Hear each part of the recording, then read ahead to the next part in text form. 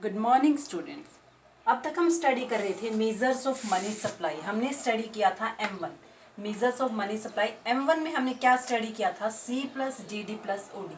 C हमारा किस चीज़ को रिप्रेजेंट करता है? करेंसी हेल्ड बाय पब्लिक, कि वो पैसा जो लोगों के पास है। DD means demand deposit of people with commercial bank. Demand deposit of people with commercial bank, लोगों का वो पैसा जो कमर्शियल बैंक के पास है। एंड OD में हमने क्या इंक्लूड किया था? अदर डिपॉजिट्स को इंक्लूड किया था। सो आज हम स्टडी करेंगे M2 के बारे में, M3 और M4 के बारे में।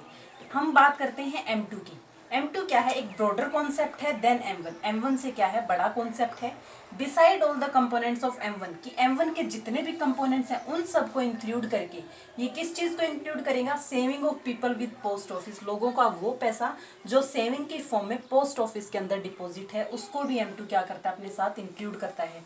सो अगर हमें M2 को फाइंड आउट करना है तो हमें क्या करना पड़ेगा? M1 के सभी components, M1 plus deposit with post office saving bank account, कि M1 के सभी कंपोनेंट्स और उसके अंदर हम एडअप कर देंगे लोगों का वो पैसा जो पोस्ट ऑफिस के अंदर सेविंग के फॉर्म में डिपॉजिट है। उसके बाद हम बात करते हैं M3 के बारे में।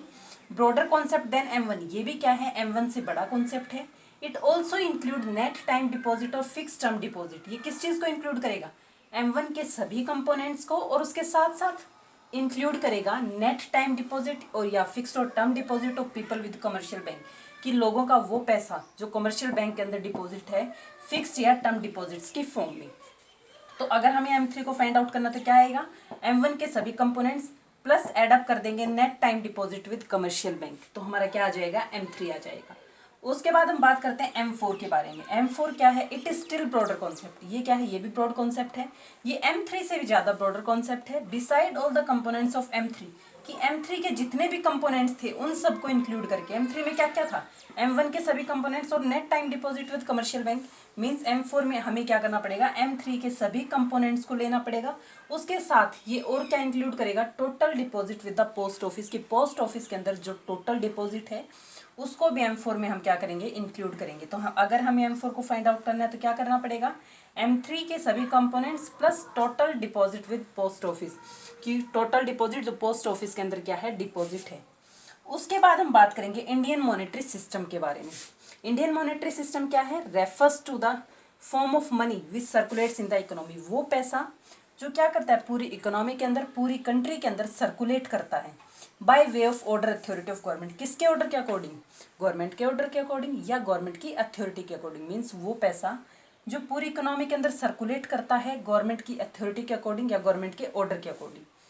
India is using paper currency. India क्या करता है? पेपर करेंसी को यूज करता है अकॉर्डिंगली। इसलिए Indian monetary system is described as paper currency standard. इसलिए जो हमारा इंडियन मॉनेटरी सिस्टम है उसको हम क्या डिस्क्राइब कर सकते हैं?